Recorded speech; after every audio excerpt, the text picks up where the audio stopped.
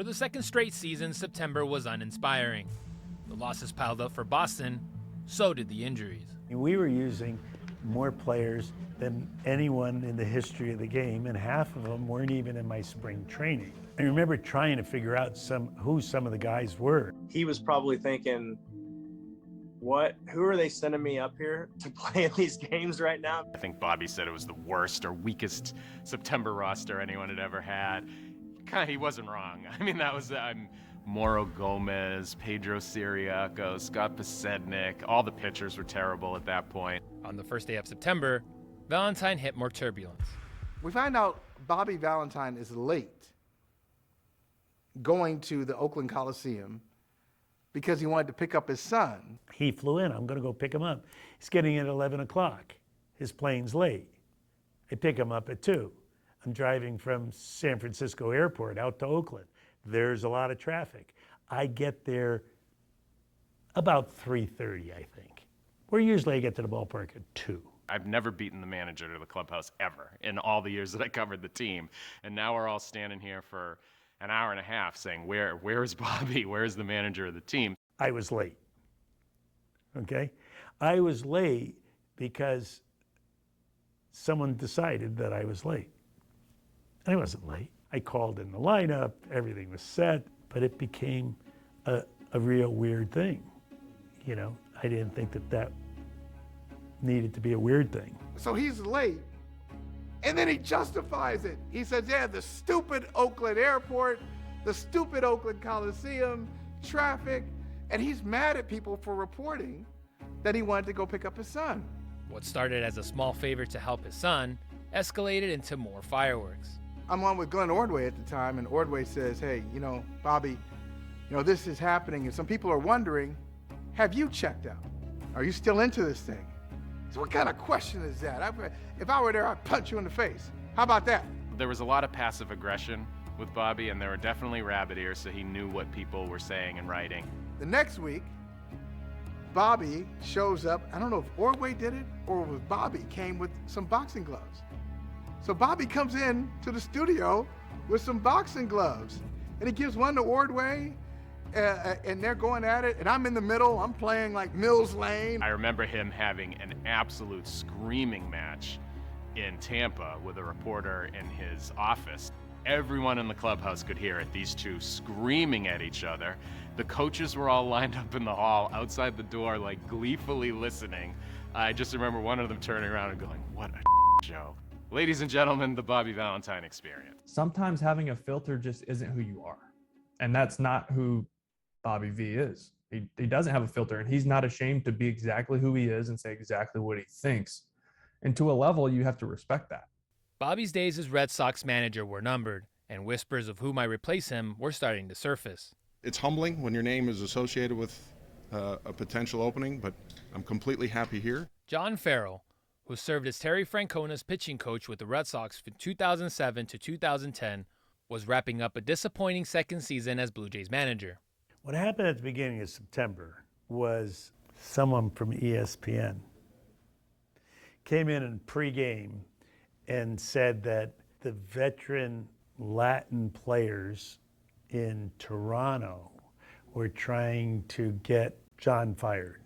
Farrell was under contract in Toronto for the 2013 season, so Valentine was surprised by the reporter's comments. He said, that's why you only got a 2-year contract, right? And I said, I need more. Well, it's agreed when John's through with his contract in Toronto, he's going to come back and manage here. And I said, who is that agreed with? He says, oh, that's what's happening. He said it just might be accelerated if he gets fired in Toronto. And then I started wondering what the whole thing was. At that point, the season has gone to hell. He has done nothing to merit coming back in 2013. So the obvious question is, who next? I knew some people in the Toronto organization who confirmed it a little. And then I said, well, if this is the plan, then it's the plan. The Bobby Valentine Experience in Boston was coming to an end.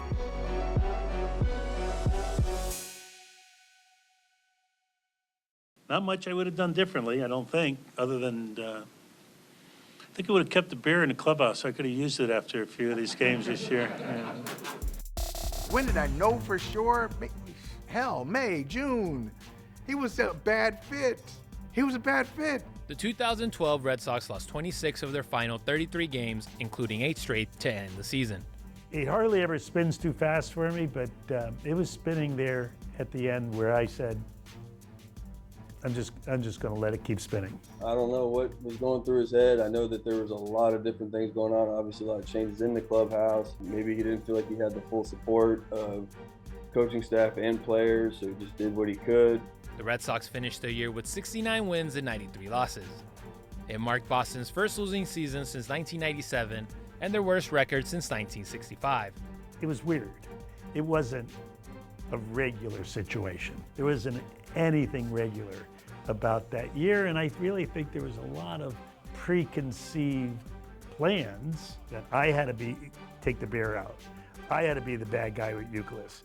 I had to, create some other dysfunctionality in the clubhouse that was already dysfunctional when I took it over. Just how bad did it get? 1 to 10 scale? 12. 12.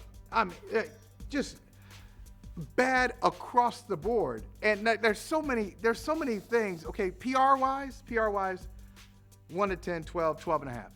The day after the season ended, reporters gathered at Fenway Park. I staked out the entrance, the player's entrance or whatever, and thought, all right, I better, set up my water station and my sleeping bag. This could be a long day. It's like, nope. Word came down almost immediately. Bobby Valentine's no longer manager. They ended the suspense. It was the inevitable conclusion to that whole experience. He knew it, they knew it, we knew it, the players knew it, everyone knew it. We were the first team to get last in division since 92, right? We lost 93 games. Something had to change. There was one common denominator there, and it happened to be Bobby V. I'm disappointed, yeah. This is not the press conference that I was expecting at the end of the season. Valentine departed Fenway Park on his bike for the final time. It was a longer bike ride. I tried to, reflect. I don't know that I ever established trust with some of those guys. They really thought I was against them. Despite all the drama, some of the players look back fondly on their time playing for Valentine. I don't have much negative to say about Bobby because I judge people based off of my personal interaction with him. He coached me. He pulled me aside and talked to me in situations where I needed to learn.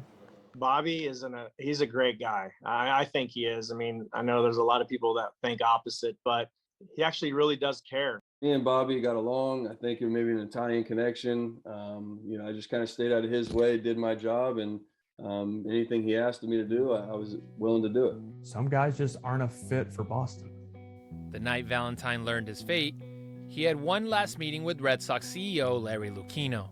I went to Larry's house after I got fired, and I went with all the information and said, Larry, you hired me to do a job. Part of it was to weed out the weak, to change the culture. It's not going to change unless there's another 10 guys off this roster next year. We had a bottle of wine. We went through the whole thing. I said, I get it. Don't think that this is anything personal. I don't think it's personal. I don't think you think it's personal. Hey, it didn't go the way it was supposed to go and you have another plan, good luck to the plan. Boston wasted little time revealing their new plan. John Farrell was introduced 19 days later as Boston's third manager in 3 seasons. New talent was brought in, along with new culture. When adversity set in after the Boston Marathon bombings, the team lifted up a city that was heartbroken from the tragedy. The Red Sox represented Boston strong throughout the entire season. Boston finished with 97 wins in the regular season and beat the Cardinals in the World Series. The fact that you won a World Series and then you add on top of that you won it in one of the most iconic, cities in America through what happened. Winning it for them meant more to us as a team and organization than it did actually winning it. It wasn't a World Series for us. The trophy should go to the city, and that's really where it belongs. That's one of the ones that I really wish that I could have been there for. From being basically the best team in the league in 2011 and then collapsing, and then 2012, all the chaos and everything that happened, and then 13 coming in and, you know, them winning that year in Boston. And it's just like, you know, I think about that a lot. It was such a cool experience, obviously, to play that well as a team, win a World Series, and do it in a year like Boston had in 2013 with the marathon bombings. It just, storybook. It was special. I mean, see it right here. I mean, it's hanging up right there. The worst to first turnaround was complete, but could it have happened if Valentine was still the manager? You're not really asking me that question. They would not have been Boston strong. Let's put it that way. Last place. Last place again. 10 years later, Bobby feels differently. I would have liked to have that other chance. You know, you can't do it all again, but I would have insisted on my own coaching staff. He was officially the Red Sox manager for only 308 days, but very few will forget the Bobby Valentine Experience. There were some young reporters on the beat that year, and I remember telling them, you've survived this, you will never have to deal with anything like this ever again. Anyone who was around that team will never forget that year, even though we really, really want to. The Red Sox were not likable, and they had Bobby Valentine as their manager, so they lost on the field. It's not even debatable. In the debate, this is the worst team we've seen in New England. Maybe that you say in the 21st century, maybe ever.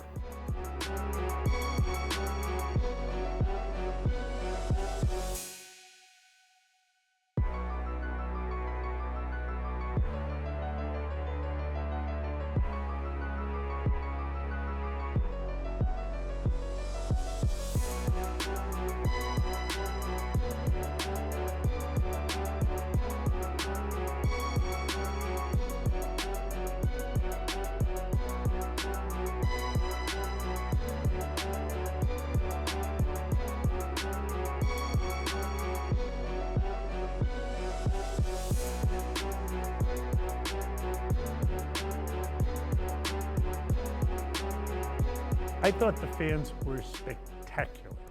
I was out for dinner every night. I never ate a meal at home. I was out for dinner for at least 80 days, maybe as many as over 90.